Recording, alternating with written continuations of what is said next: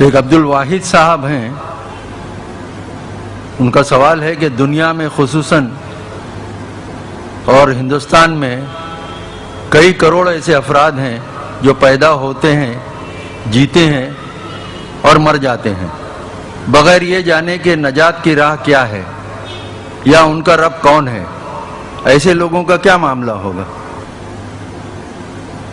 دیکھیے، قرآن مجید میں ایک بہت بڑی خوشخبری کئی بار آئی ہے۔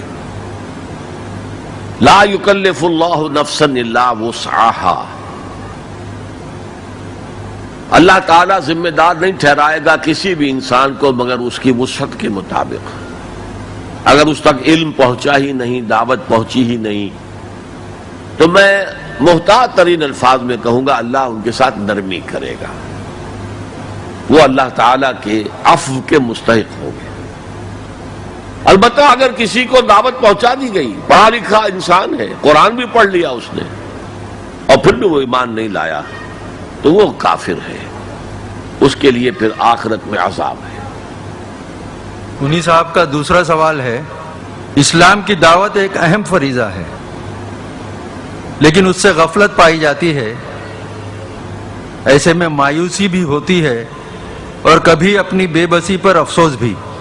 آج جس تیزی سے بے دینی پھیل رہی ہے اس میں ہماری بساط کچھ بھی نظر نہیں آتی، ایسے میں ہم کیسے کوشش کریں، سروائیو کریں؟ اصل میں اس احساس کے پیچھے ایک مغالطہ ہے۔ انسان اپنی صلاحیتوں اور قوتوں سے ناواقف ہے۔ ایک ایک فرد کے اندر اللہ نے بہت طاقت رکھی ہوئی۔ یہ دوسری بات ہے کہ ہم نے وہ ساری ڈائیورٹ کی ہے دنیا کی طرف۔ آخر دنیا میں انسان کامیاب ہے تو کیسے؟ محنت سے ہے نا۔ وہی محنت دین کے لیے کی جائے گی تو نتائج نکلیں گے۔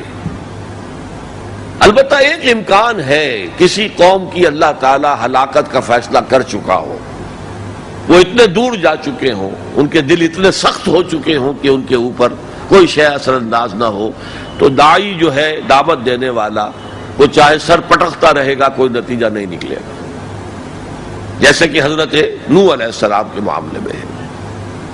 لیکن پھر بھی مجھے اور آپ کو اپنا فرض ادا کرنے کے لیے، اپنی نجات کے لیے یہ کام کرنا ہے۔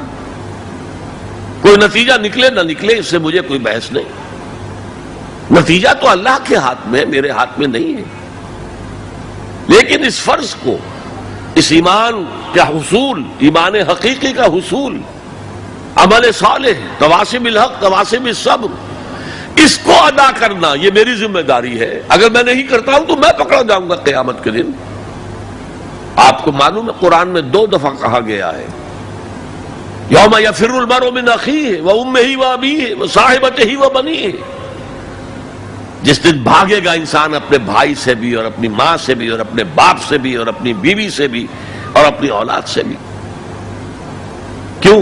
نفسی نفسی نفسی نفسی نفسی نفسی، مجھے بچا لیا جائے، مجھے بچا لیا جائے، میری اولاد کو جھونک دو، میرے ماں باپ کو جھونک دو، میری بیوی کو جھونک دو، بیوی کہے گی میرے شوہر کو جھونک دو، مجھے بچا۔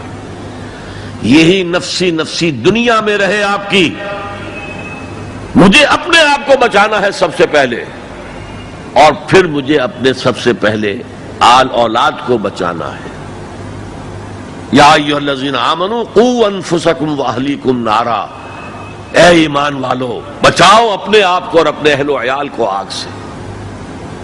یہ کام جو ہے آپ کریں اور سمجھ لیں، نہ بیٹا کام آئے گا، نہ جورو کام آئے گی، نہ باپ کام آئے گا، نہ ماں کام آئے گی۔ تمہارا اپنا عمل، اگر تم اس راستے پر چلے، اپنی ہمت کے مطابق چلتے رہے، تو اللہ تعالیٰ کے عفو و درگزر کے مستحق ہوگے، اور وہی اصل کامیابی ہے۔ ذالک ھو الفوز العظیم، اصل بڑی کامیابی وہی ہے۔